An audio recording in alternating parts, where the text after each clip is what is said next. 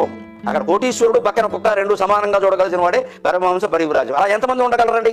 ఉండలేరు. నేను చెప్పాను ముందే, మనిషి బలాన్ని కాదు బలహీనతను కూడా అర్థం చేసుకున్నది హిందూ ధర్మం. అందుకే భగవద్గీతలో చెబుతున్నాడు, నాయన సన్యాసం చాలా గొప్ప ఆశ్రమం అయ్యా, సందేహమేం లేదు. అర్జున, అష్టావక్రుడు సన్యాసి నీకు తెలియందే ఉంది. అష్టావక్రుడు 8 వంకరలు, కాళ్ళు వంకర, మూతి వంకర, ముక్కు వంకర, చేతులు వంకర, ఇన్ని వంకరలు ఉండేవాడు. త్రేతాయుగంలో జనక మహారాజుకి జ్ఞానాన్ని బోధించిన మహానుభావుడు చిరకాలం జీవించాడు. ద్వాపర యుగం వరకు ఉన్నాడు. ఇంతకాలం మీరు ఎందుకు జీవిస్తున్నారంటే భగవంతుడు స్వయంగా శ్రీకృష్ణుడుగా అవతరిస్తున్నాడు అయ్యా శ్రీమన్నారాయణమూర్తి, ఆయన్ని చూసి కానీ నేను ఈ శరీరం వదలను అన్నాడు. అష్టావక్రుడు అంత గొప్పవాడు, శ్రీకృష్ణుడు అంత గొప్పవాడు. ఈయన చూడటం కోసం ఉన్నాడు ఆయన.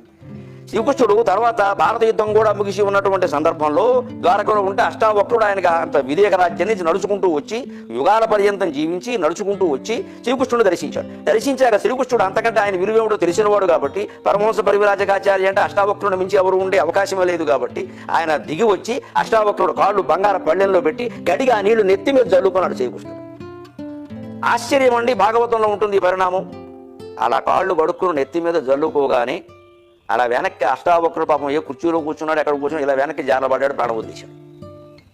వెంటనే శ్రీకృష్ణుడు స్వయంగా ఆయనకి అంత్యక్రియలు చేశాడు. మరి ఆయన సన్యాసి కదా, భార్య పిల్లలు ఎవరు లేరు, ఎవరు చేస్తారు? ఆయన చేశాడు స్వయం. ఆశ్చర్యం ఏంటంటే అప్పటికి శ్రీకృష్ణుడికి తల్లి తండ్రి ఇద్దరు బతుకున్నారు.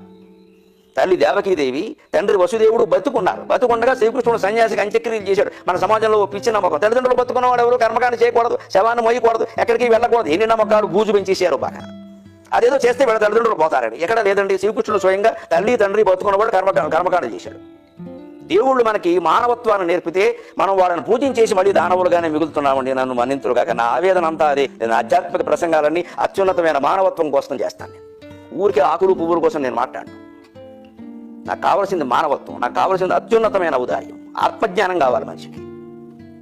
అది ఇలా ఆలోచిస్తే వస్తుంది. అష్టావక్రుడు లాంటి వాడికి శ్రీకృష్ణుడు తల్లి తండ్రి బతుకుండగా అంత్యక్రియలు చేస్తే మనం కనీసం పోయిన వాళ్ళని పరామర్శకు పంపడానికి కూడా తల్లిదండ్రులు ఉన్నవాడు వెళ్ళకూడదురా, మంగళవారం వెళ్ళకూడదురా, శుక్రవారం వెళ్ళకూడదు, అసలు వెళ్ళడం వీళ్ళకి ఇష్టం లేదు. వాడు ఏడుస్తూనే ఉండాలి. ఓదార్చడం కూడా ఇష్టం లేదు. మనం పరామర్శకు వెళ్ళడానికి ముహూర్తాలు చూస్తామండి. లంచం పుచ్చుకుందుకు ముహూర్తం కూడా చూడండి దేశంలో.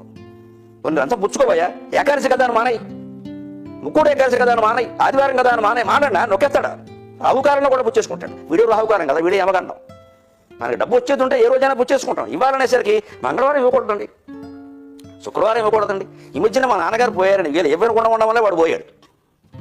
ఏదో ఒకటి చెప్పేస్తామండి ఎగ్గొట్టడానికి. ఆశ్చర్యకరంగా ఆ ఇవ్వడం అనేది అంత అసహ్యంగా ఉంటుంది మనిషికి. పుచ్చుకోవడం అంటే ఎంత ఆనందము, అది పోవడమే దానగుణం. అందుకే యజ్ఞోదానం తపశ్చైవ పావన అని మనీషిణం అన్నాడు. నువ్వు ఏ కర్మ, పరమహంస పరివ్రాజకులు చాలా గొప్పవారు, సన్యాసం చాలా గొప్పది, వాడి కోరికలనే ఉండవు, సాంగత్యం అనేది ఉండదు. అష్టావక్రుల్లా ఉండగలిగితే అది సన్యాసి.